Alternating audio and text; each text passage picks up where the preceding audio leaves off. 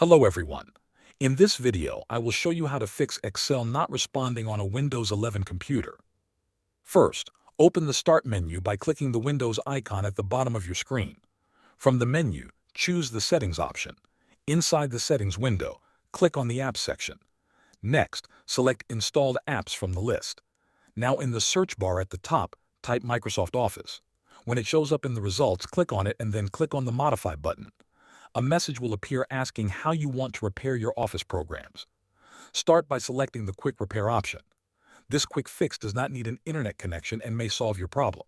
If Excel is still not responding, go back to the same repair window and this time choose the Online Repair option.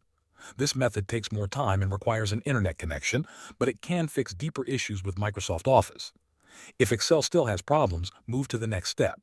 Go to the search bar near the Start button and type CMD. When Command Prompt appears, right-click on it and select Run as Administrator. Inside the Command Prompt window, type the command sfc/scan now and press Enter on your keyboard.